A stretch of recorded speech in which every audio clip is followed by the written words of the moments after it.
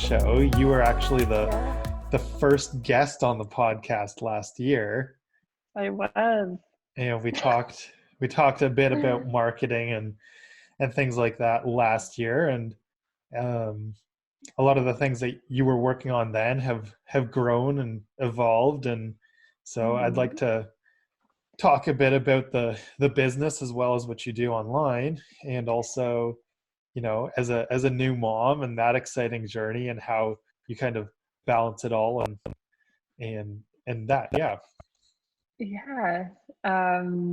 Okay. I don't really remember everything we talked about last time and No like worries. Yeah. what my claims were and what projects I probably have let fall through the cracks since then. But sure. So I don't even remember what did we talk about. Last time we talked about just like marketing strategies and YouTube channel, probably. I Is that think right? so. Yeah, I didn't go back and review it all. I know that we Yeah. we kind of kicked it off with like the standard Flowcast format for in person, but things have Mhm. definitely evolved to these new conversations on Zoom for the time being. And so yeah, it doesn't matter if we like overlap too much or whatever. But how's everything going? Just kind of get started. I guess to provide any background information for anybody that didn't listen in last time to our conversation, or anybody new that's joined in. What are like the main things that you're working on right now? Okay. Well, right now, um, it's slightly different than I was the last time. Yeah.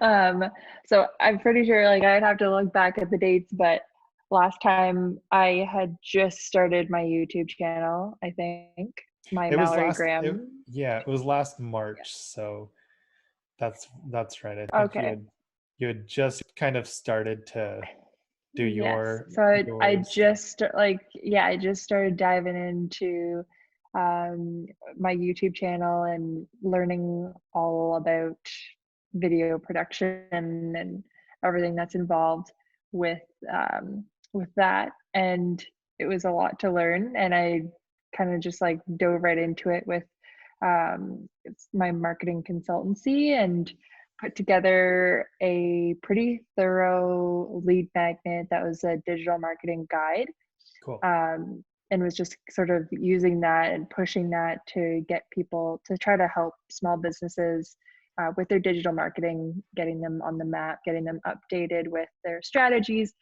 And that was sort of my focus at that time. And it was a good experience. Like it was a really challenging space to be in.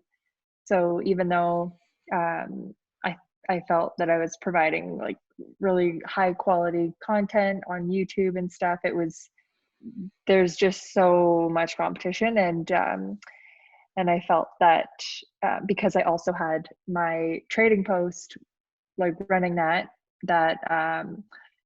kind of balancing both businesses was a lot to do. Hmm. Um, and there's a lot of difficulties with credibility in the marketing space. So you are either credible by the businesses that you've started and how, or like the clients that you have in marketing. Yeah. So um, getting started in marketing without a ton of clients is nearly impossible unless you've started your own business or taken on clients for free or something like that. And I felt that what better place to use as a client as my own business and really just hone in on those skills for Rosie's trading post to market the hell out of it and then come back to um, bringing on more clients later, because I felt like I did have a few small business clients and I was working really hard on helping them, and then there wasn't very much time left for the trading post. Right. So there was a bit of a shift in priorities, just to make sure that I was doing what's best for myself financially, and also setting myself up for success in terms of credibility for what potential clients would see, like what have I actually done, right? Yeah, that Yeah. makes sense. And so since then, you've recently gone through a rebranding of the Trading Post, Yes. and so that was quite the big endeavor from what you've been telling me, and a lot behind the Hmm. scenes. So what's it like going through the rebranding, or what was it that kind of brought that? Why'd you want to rebrand, and how's that Yeah. whole process look? So there's the story there.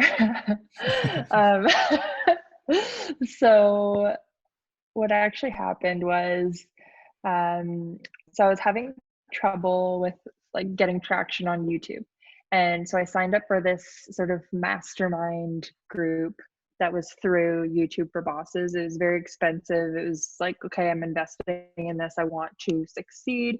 I need the best help. And that's what I got. And um, when I sort of showed the coaches and the team there what I was like what my assets were, what I had to work with, they were like, why they didn't understand like why I wasn't capitalizing on a business that I already had.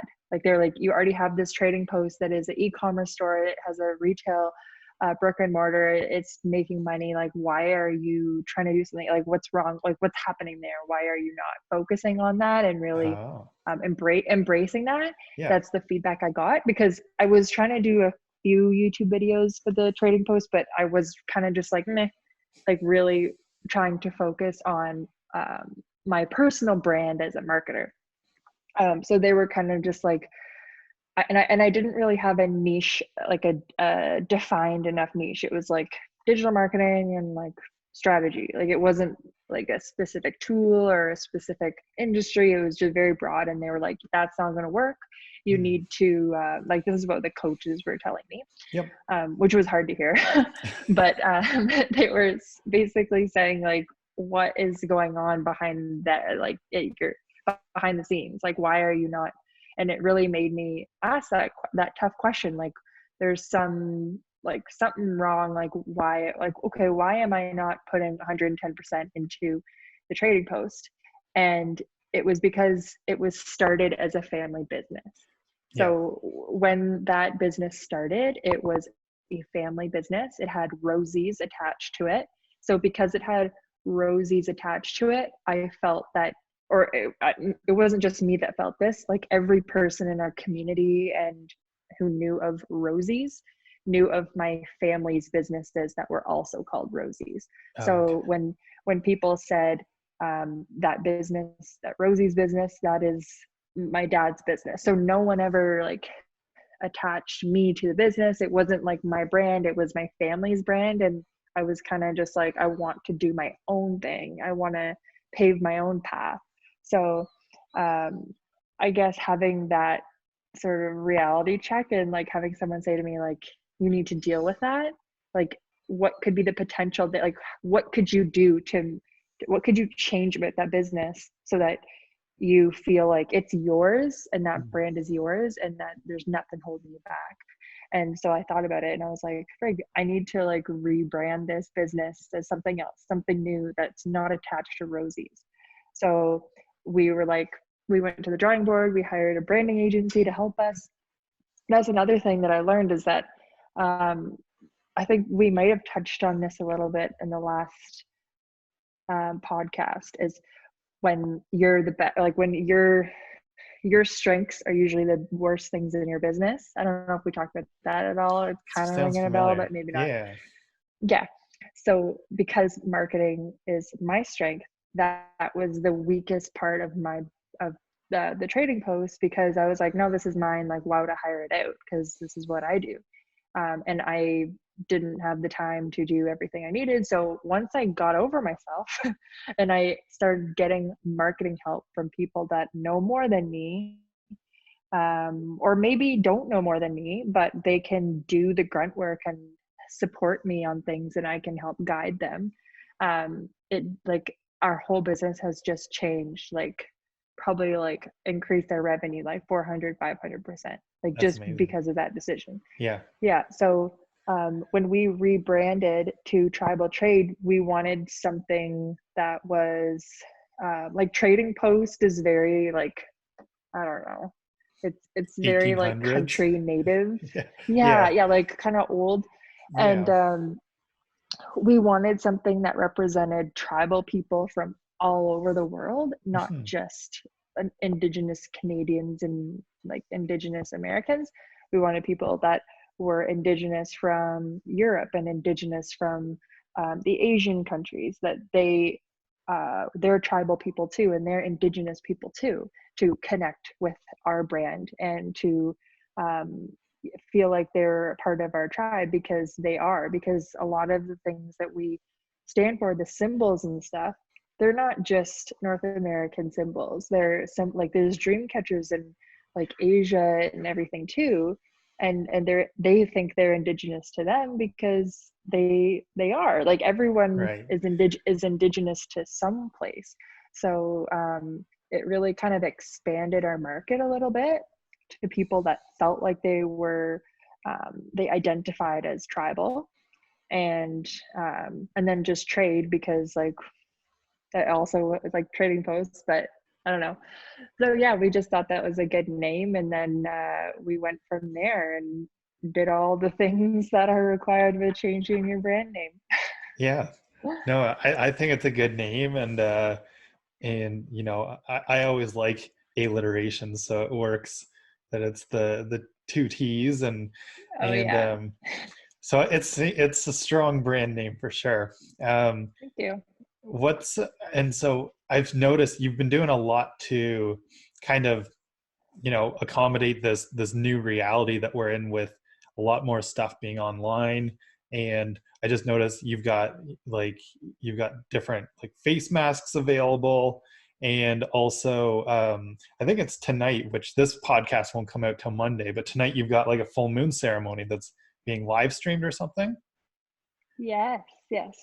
So a lot of the sort of customs and like traditions of our culture, like of First Nations people, is like anti-technology and like trying to be as natural as possible, not having like cameras involved with ceremony, and there's no like they didn't even write down the language traditionally, like it was all orally, like storytelling and stuff Oh, like okay. that. Yeah.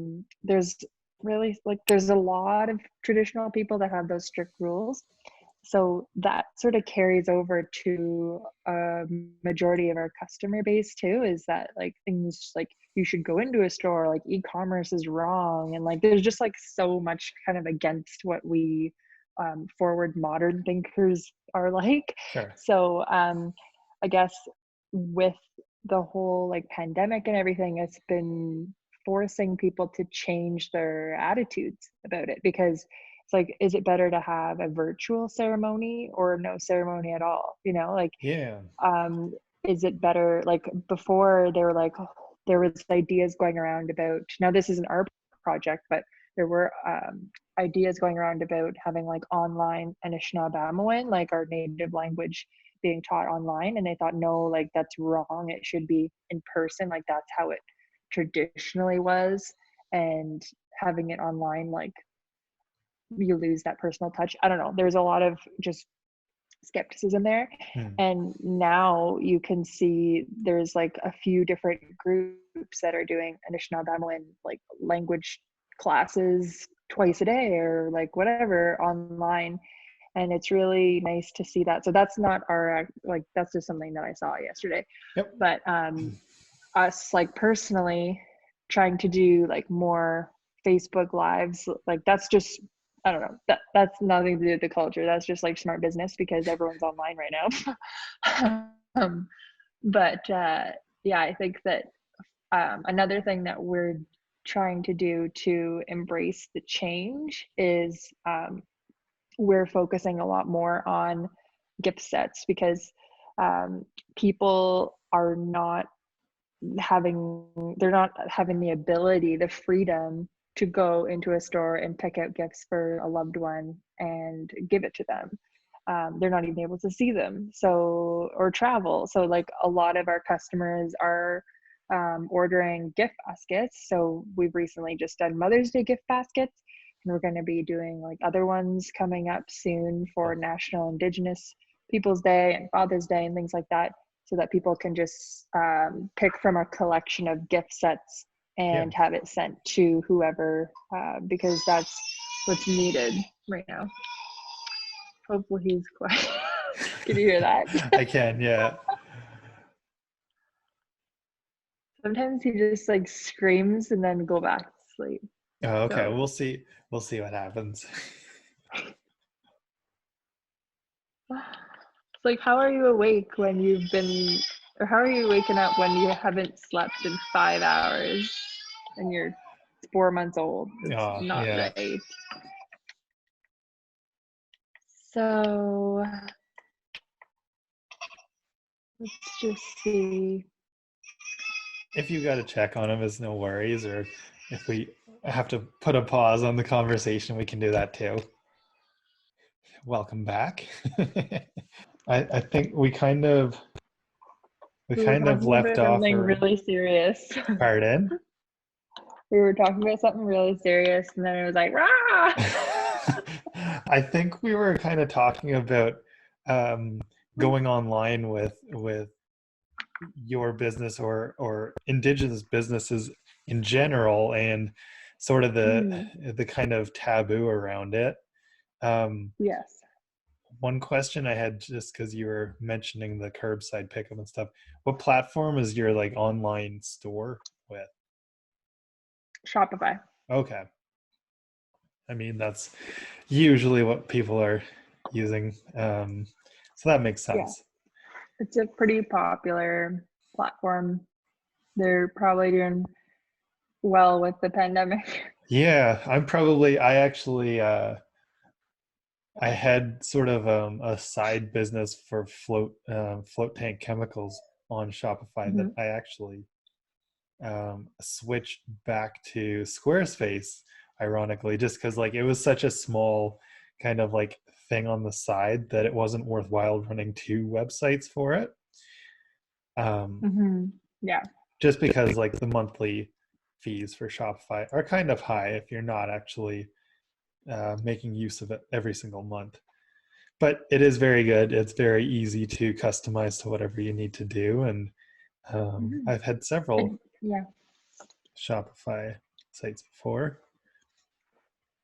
Yeah. I love Shopify just because of it meets our needs. Yep. Pretty well, and we had a shit experience with other ones before Shopify, so it's kind of like Shopify came in and saved the day. Yeah, that was like our experience, but it totally depends on each business's situation, right? Yeah, I think I would have stuck with it, except if I could have sold, like we've got the CBD products at the spa, and you have to set up like a high risk account or something to sell CBD.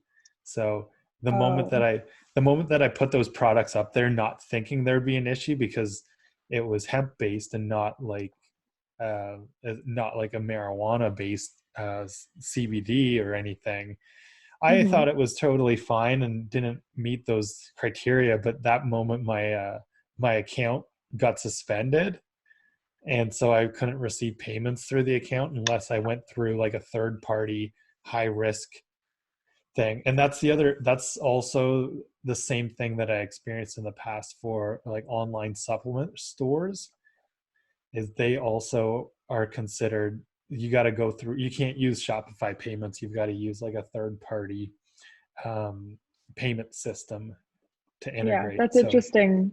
We didn't experience that with Shopify specifically, like the Shopify channel, but Shopify has apps like you can connect your Instagram and your Facebook and Google Shopping and stuff like that to Shopify. And for us, the biggest issue was Instagram. So if we want to tag products on our Instagram posts, then you need that integration, and you need all of your products to be compliant with Facebook's advertising policy.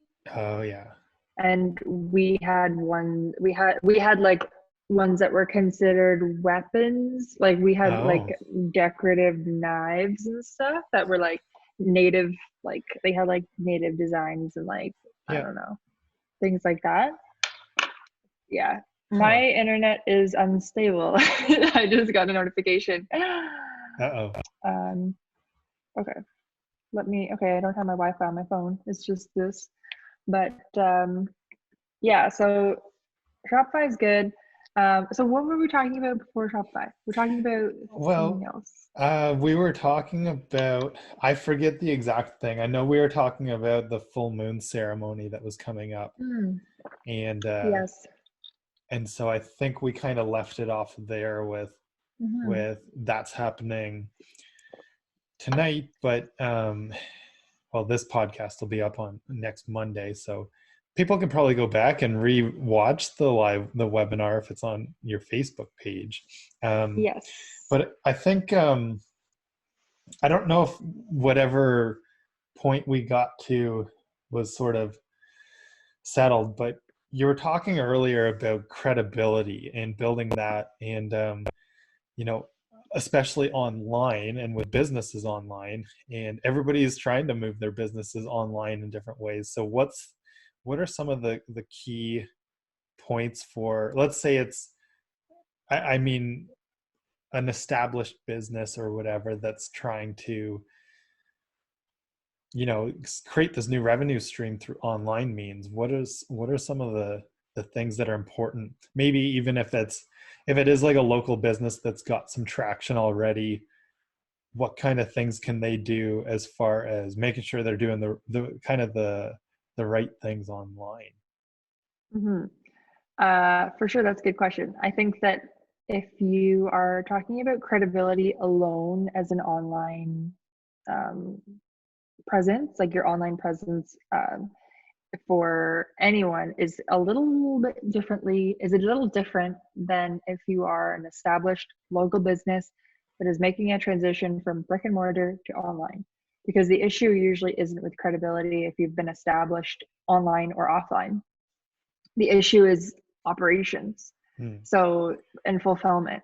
So those types of things would be, and education. So like educating yourself in how to market yourself online is completely different than if you're not online. It's totally different because the competition's different, the channels are different. So I think that like there's a huge learning curve if you're a brick and mortar or local business, or even if you're don't have like a retail business and you're like a physiotherapist or something. Like say if you're a physiotherapist or a nutritionist or something, and you can't have local clients anymore because of everything that's happening, then, or I have several friends that are like personal trainers who it's like, what the hell are you supposed to do now? You can't come close to people. How are you supposed to like, you know, help them do that stuff? They're having to completely pivot their business model to offer online service, whether like through like a knowledge-based product. And that's like if their expertise is in physio or health or whatever, that's like a huge undertaking to learn how to now sell their services online and, you know, change their business model completely. So I think your question was like, how do you do it? Well, yeah, I mean, I know there's a lot involved in it, but like what are some of the things you did answer it? It's not so much about credibility as it is knowing the digital infrastructure for those businesses. So I think that does answer it. But well, I think it's more about credibility if like you're new to business in general. Like it's like if you're trying to establish yourself, like your clientele, and show that you're worthy of their business, then that then credibility is the issue. That's where you need to focus. But if you already have clients, if you're already great, you're just not present online, then you just need to learn those skills. You just need to learn how to deliver that value in an online space, in their online channels, and utilize the, like, if you already have experience with people, like, you just need to learn how to leverage those relationships and get them to, give you referrals and use them to sell what your expertise is and what you've done in a different fashion, in an older business model. And you're just, because that's still the same. You can still be an amazing personal trainer to people online, or whatever it is that you're doing. Yeah. Cool. Kind of tying into that, just because, the idea of learning all this stuff, there is a ton of knowledge out there, but you mentioned that, you signed up for certain online masterminds or courses, particularly learning about like YouTube, being like a YouTube boss or whatever. And I know of some other ones that you've taken part in. What is your process for deciding who to trust as like your mentor or coach online? Who do you go to, or what kind of things help you decide that? Because there's, like you said, especially in the marketing world, there's so many people to pick from. There are. It's completely impulse. No, I'm joking.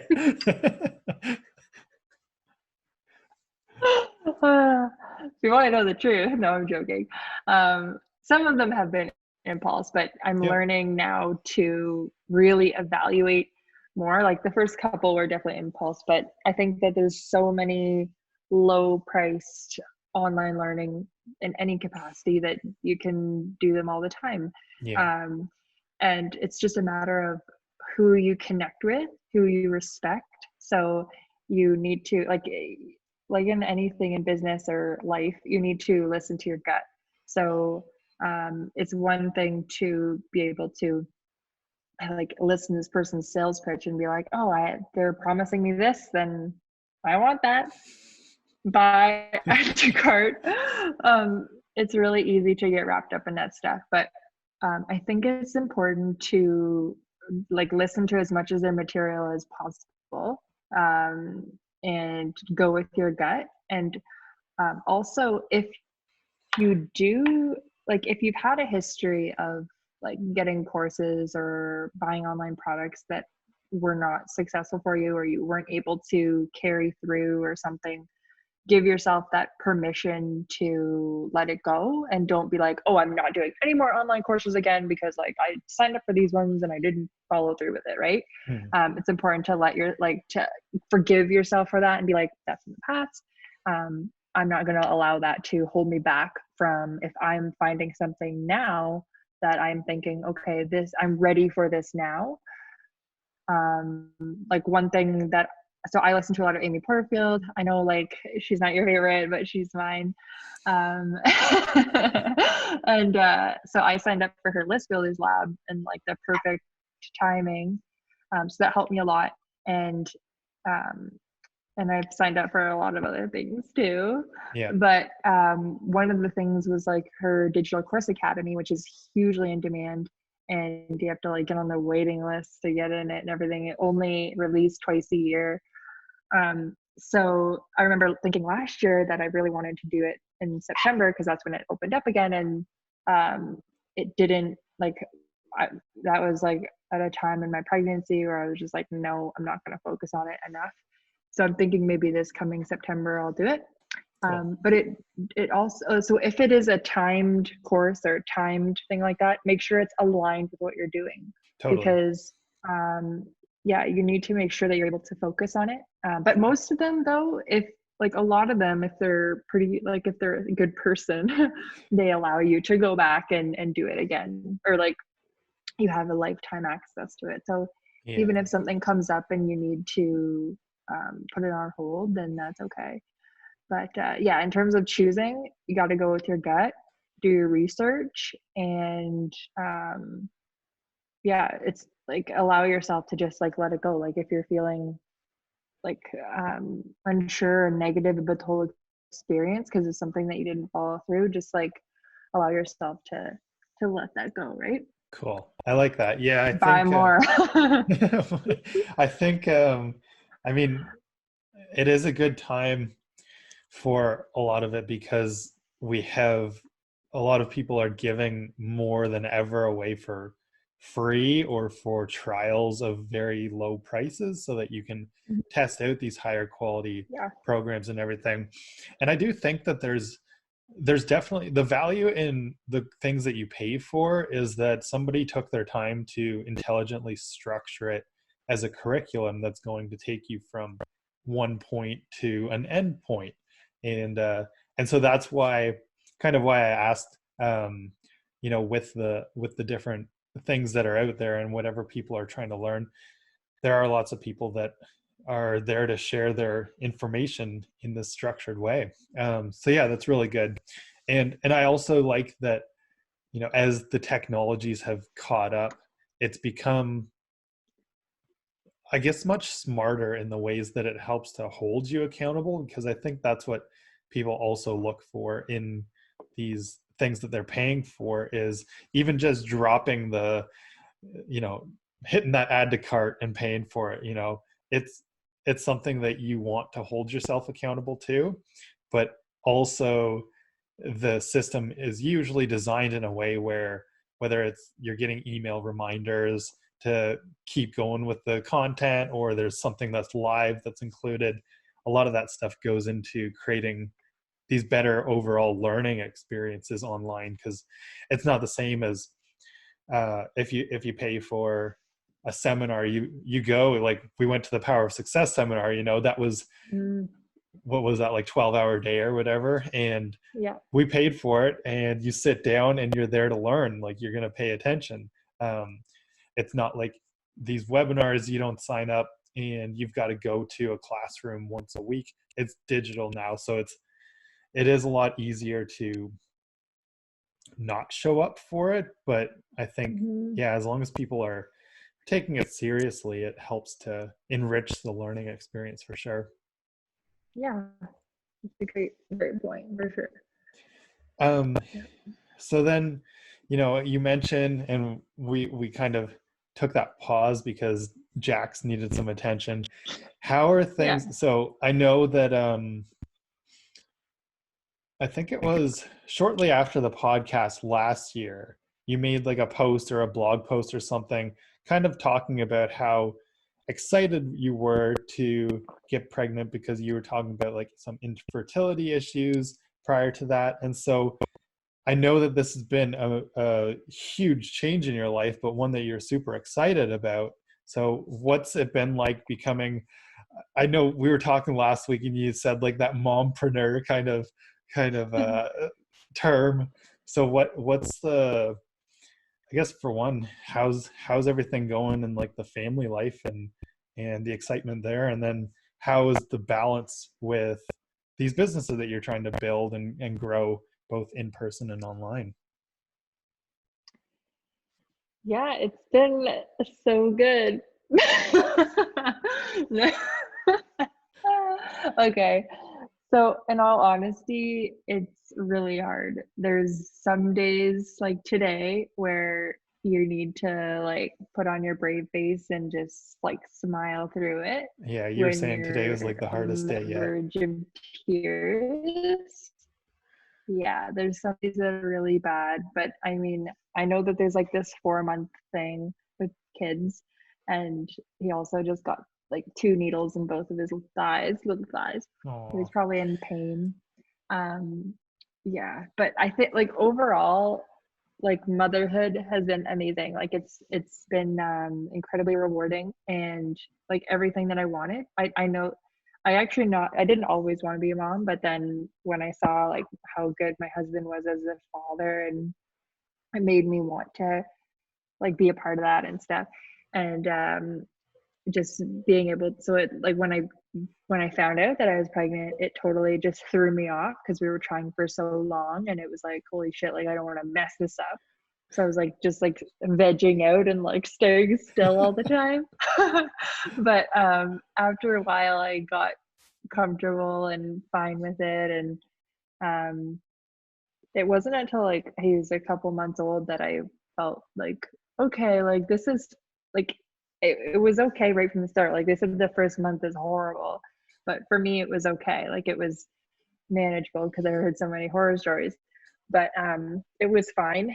And since then it's just been like, okay, like we gotta make this work and we're gonna like bring baby everywhere. And I mean we're not really going anywhere right now, but just sort of putting him in his jolly jumper Yeah. and like working right beside him. And when I'm breastfeeding, like usually that's like 20 minutes each time, probably like 5 or 6 times a day or more.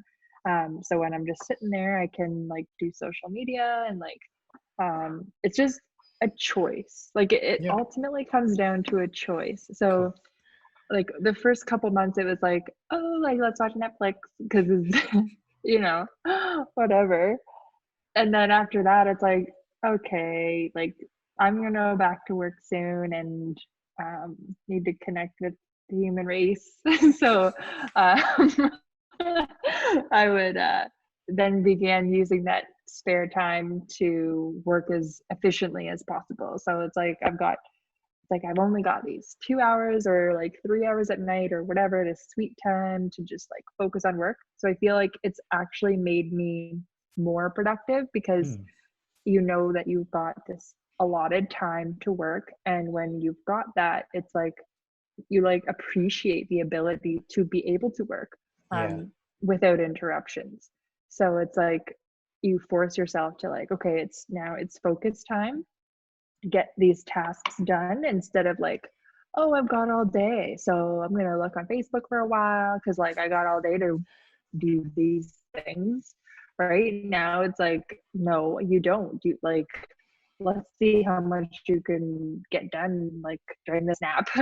So it's like really a lot. Like, yeah, I feel like I've been more productive than ever. Cool. I don't know if every mompreneur experiences that, but I think it's all about like the choices that you make, right? Yeah. Yeah. That's very cool. I think that's I believe it's Parkinson's law that the tasks will fill the space allotted to it. So it's a Mm-hmm. very cool example of it applied in real life with, yeah, you've got this limited amount of time, so it's go time to get things done. Yeah. And and that's kind of what I've been telling people lately too, even with the whole COVID thing. People aren't, necessarily in their optimal state of stress levels or anxiety or feeling uplifted to get a lot done, but you can get a surprising amount done even if you've only got 60 or 90 minutes a day. And then even if the rest of the day is a wash or just thrown out the window because it's not, you're not feeling good, you still Mm-hmm. you can still be accomplished and proud of that. So that's cool to hear that it can apply, and I think that's great advice. Mm-hmm. So the other thing with that and kind of some of the stuff that you're working on, the goals that you've got moving forward is and with the online businesses, you were telling me you're looking to create some sort of online course or membership or something like that. And I Something like know, that. yeah, something like that. I know that it's not something you've got completely figured out yet, but that's it's cool. So I think what we can do is check back in as it is coming more to fruition so that we can um, talk more about it at that time. But I just wanted to throw it out there that it is something that I'm at least keeping track of to make sure that you're on pace to get it done. Yeah, for sure. I've shared that, like I've shared the ideas with a few of my friends and family and stuff just to get like send those feelers out there, Yep. and get their feedback on it and stuff. And it's all been pretty positive. It's just a matter of, taking the time to put the material together. I've definitely, since our conversation last week, I've definitely gotten over the fear of acceptance for sure, Yeah, because, there's no point in worrying about that. that's good. And also like seeing other things happening too, like the Anishinaabe courses online and stuff. It's like other people are adapting and changing, and we are too. And it's like, let's just do this. Yeah. Yeah, it's like you're seeing other people change that are in the similar industry, in the similar space. So it's like, yeah, not really. It's my worries are going away more and more each day. Yeah, I think now, like, it's I've also had a couple other friends that are working on a membership platforms as well, and asking me questions because I'm asking them questions, and it's kind of like that, like that's like the trend of recurring revenue online business. That's like, it's obviously already huge, but it's growing more and more with everything that's going on right now. Hmm. And I think for that, it's totally just about diving in and getting it done quick, because so many people are doing this right now, and you want to get there fast, right? In case someone else is toying around in a similar space. Um, so yeah, I don't know how much more we want to go into about that. No, that's all good. I think that's interesting though. It's as you said, diving into it without too much hesitation, but you also touched on something there that I think is critical as well, which was asking some people first and validating the idea is actually probably the most important step in the early phases, right? Because if you Oh don't yeah. have, like, you could have an idea, the best idea in the world in your mind, but if you don't have if you don't have the customers, then you're going to waste a lot of time when you go down that road. So Yeah, for sure. That's a good point that you said that I said. I don't even remember, but um yeah, so like that to me, that doesn't even seem like a tip or a strategy. That's just like common sense, to like talk to people and get a feel for what their reaction is. Like, I don't know. Sometimes it depends who your circle is though, because when my dad was starting his business, he told people about it and they were like, "You're fucking nuts." And oh, he still did it, and now yep. he's like very successful. But I don't know. I think the more people you talk to, the more likely is that it's going to be a good opinion and not someone that's a little cuckoo crazy. um, but yeah, so I think that along the way, like if you're checking in with someone and reviewing like the steps that you're doing, also like in a perfect world, you get material together for a membership for 12 months. But I mean, if you have people that are signing up and you say, okay, like we're going ahead with this, and you only have material for like 4 months, then you can get tons of feedback from them and adjust the rest of those 8 months based on what's working and what they're liking. Yeah. So I don't know. I think it's just a matter of not having excuses and just diving in. And even when people say, oh, I don't want to ask people's opinion, they might steal my idea, I fully believe that that's an excuse. Hmm. 100%. I don't know if you feel that way, but like I've had people say, like, I was talking to my mom about this idea that I have, and she was like, yeah, like, shh, don't tell her. I'm like, no, this is my story. No one else could create this the way I could anyway, Like, I'm not going to share it all on here, but Yeah. No, but you know what I mean? I know what you Like mean. the story that you have and the way that you would deliver a membership site or online course is completely different than if your competitor would, because the experience and connection that you have with people is going to not even compare to someone else, because it's your journey, and Yeah, that's going to resonate with certain people and not with others, and then your competition is going to resonate with other people. So totally. yeah. Yeah, that's I mean, it actually, it recalls a discussion I had. I was coaching somebody in their kind of like online business startup. They were asking me questions, and in particular, it's exactly what you said with not wanting to share this idea too far because of fear of somebody stealing the idea.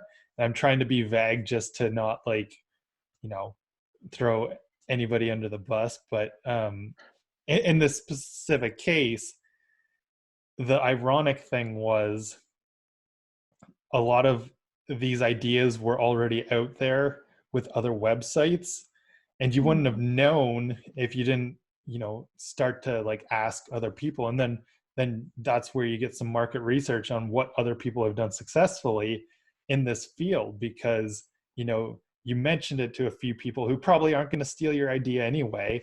Because I also think the other thing with that is, I mean, I just realized that if, whether you call it people that are performing at a peak level or the top 1% or whatever, if the reality is that most 99% of people aren't going to do the work that you're willing to do to get your dream to come true.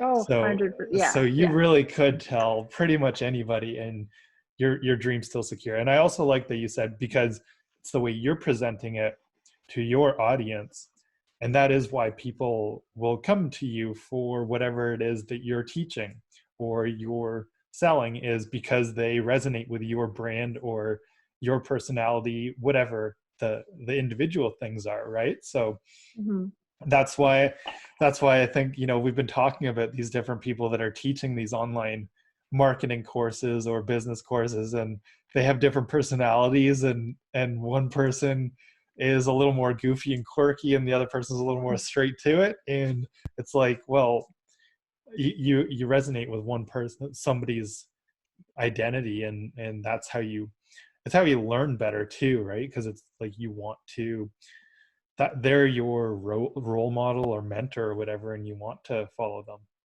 Yep, absolutely. So yeah, that's it's a great point. I think I mean, yeah, a lot of people, like you said, are looking to create things online right now, and so I love that advice of being quick about it, but testing a little bit first to verify that you've got some people interested. Yeah, you can verify your business and be quick verifying it. Like Yep. there's a lot of like, you have to use your gut. Like you can verify the shit out of it and take 10 years. Or you can ask no one and throw your website up and it's like, I don't know, you're teaching people how to change diapers. Like, I don't know. You have to use your common sense and have a happy medium there, right? Yeah, and there are also strategies around how to accelerate that online too, right? You can create like a survey monkey survey and put some money behind it on Facebook, and you'll get your response within a day or two, right? If you Yep. really want to. Or or just you can post a story on Instagram and you Yeah, get answers right away. yeah. So it doesn't have to be a long drawn out process. But I know when it came to validating FlowSpa, I think I spent about a month just doing like the research to get people's names and stuff. But that's a much bigger, you know, initial cost and everything to want to validate. Yeah, for sure. So yeah, is there anything else that you want to touch on? I think we can kind of Not about start. me. I want to ask you some stuff. Okay, sure. But this is kind of like internal. It's not really. Okay. Or you can have it, or you can put it Yeah. live. It's up to you. But I want to ask Well, yeah, a we'll couple see. questions. We'll keep going. But if we do cut it off, it'll be bonus content for my online course or something that you got to sign up to check out. I don't know. Exclusive Yeah, content. exclusive content. But yeah. All the goods. But anyway, I'll just we'll sign off the podcast and continue on from there. So yeah, thanks for being on the show, Mallory, and I will Thank check you back for in having me. again in a few weeks or months when you've kind of got a little more clarity with what you're doing online so that we can share it again there. Sounds great. Thank you.